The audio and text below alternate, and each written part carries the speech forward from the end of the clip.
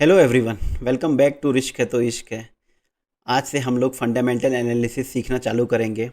हम लोग पिछले कई वीडियो में हमने टेक्निकल एनालिसिस सीखा है, लेकिन आज से फंडामेंटल एनालिसिस सीखना चालू करेंगे और हम लोग समझेंगे कि fundamental analysis and technical analysis में क्या डिफरेंस होता है। तो generally fundamental analysis and technical analysis किसी इन्वेस्टर के दो पाँव की तरह काम करते हैं, जो उसकी इन्वेस्टमेंट जर्नी का सफ़र तय करने में उसको हेल्पफुल रहता है।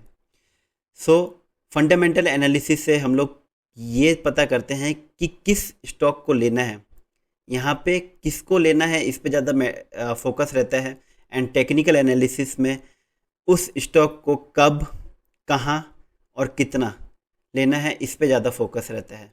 सो फंडामेंटल एनालिसिस के थ्रू हम लोग ये पता करते हैं कि कंपनी अच्छी है कि नहीं है, ये ग्रो करेगी कि नहीं करेगी, कंपनी प्रॉफिटेबल है कि नहीं है। तो ये सब हम लोग फंडामेंटल एनालिसिस करके हम जान सकते हैं किसी कंपनी के बारे में। तो आज शुरू करते हैं इसका पहला lecture, PE ratio, price of share and earnings per share का। अर्निंग्स पर शेयर को हम ईपीएस भी बोलते हैं। तो ये रेशियो है जो किसी पर्टिकुलर स्टॉक का जो करंट मार्केट प्राइस है वो, एंड उसके अर्निंग पर शेयर का एक ये रेशियो होता है। तो जनरली होता क्या है ये, कि ये बताता है कि आपको किसी कंपनी में 1 रुपये कमाने के लिए कितने रुपए लगाने पड़ेंगे। तो इसका डेफिनेशन सिंपल ये है। तो लेकिन होता क्या है कि किसी कंपनी का पी रेशियो अगर सपोज करते हैं, एग्जांपल देखते हैं company A and company B का। तो इस कंपनी ए का पी रेशियो 25 है एंड कंपनी बी का पी रेशियो 35 है। दैट मीन्स देखने से ये पता लगता है कि ये कंपनी थोड़ा सा कम दाम में मिल रही है। इसका मतलब ये है कि 1 रुपये कमाने के लिए इसमें 25 रुपये लगाने पड़ेंगे और कंपनी बी में 1 रुपये कमाने के लिए 35 रुपये लगाने पड़ेंगे।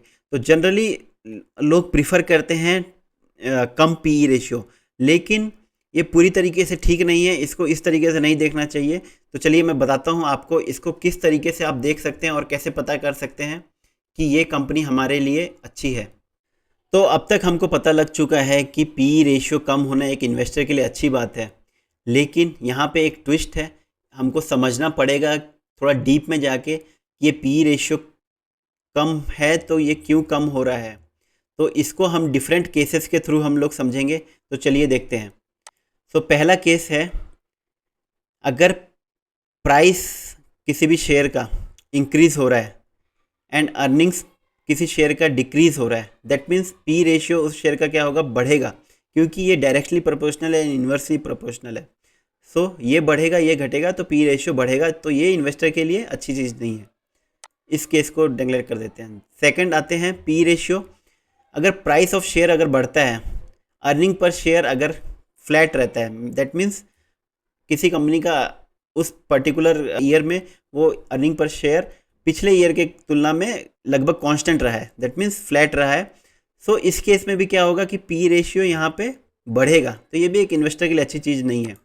लेकिन एक केस देखते हैं, यहाँ पे अब प्राइस किसी शेयर का या तो फ्लैट हो गया या कम हो रहा है। सपोज करते हैं कम हो रहा है या फ्लैट हो रहा है, फ्लैट हो गया है, और यहाँ पे किसी शेयर का अर्निंग पर शेयर इंक्रीज़ कर रहा है। सो इसका मतलब क्या होगा कि ये पी रेशियो यहाँ पे कम होगा। सो इन्वेस्टर को ये देखना है कि पी रेशियो कम हो रहा है, क्यों हो रहा है, क्योंकि यहाँ पे अर्निंग पर शेयर बढ़ रहा है। दैट मीन्स कंपनी हर साल उसका अर्निंग्स इंक्रीज़ हो रहा है, लेकिन जो स्टॉक का प्राइस है वो कांस्टेंट है, वो रेंज में है या फिर थोड़ा सा कम हो रहा है। तो इस केस में पी रेशियो कम होगा। तो ये एक इन्वेस्टर के लिए अच्छी चीज़ है। पी रेशियो का एक लिमिटेशन है कि अगर किसी कंपनी का अगर अर्निंग्स काफ़ी वोलेटाइल है, कभी वो ऊपर जा रहा है, कभी नीचे आ रहा है, कभी फ्लैट रह रहा है, सो अगर इस तरीके का अर्निंग्स है तो उस कंपनी का पीई रेशियो काफ़ी ज़्यादा अप डाउन होगा, काफ़ी ज़्यादा वोलेटाइल होगा, और हम लोग उस कंपनी का एनालिसिस सही तरीके से नहीं कर पाएंगे। तो ऐसी कंपनियों को मैं जनरली अवॉइड करता हूं जिसका अर्निंग्स काफ़ी ज़्यादा वोलेटाइल रहता है। सो पी रेशियो को हमेशा अर्निंग्स के साथ देखना चाहिए। तो ये हम लोग नेक्स्ट वीडियो में देखेंगे।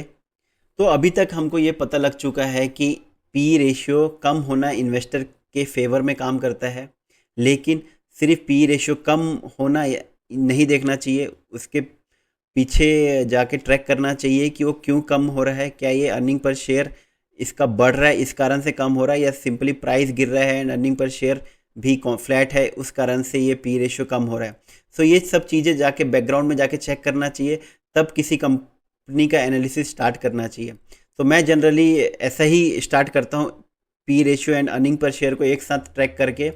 सो होप करता हूँ कि आपको ये वीडियो अच्छा लगा होगा। ऐसे ही और अपडेट्स पाने के लिए आप लोग सब्सक्राइब कर सकते हैं इस चैनल को। मैं हूँ सुमित ओझा, तब तक के लिए जय हिंद, जय भारत।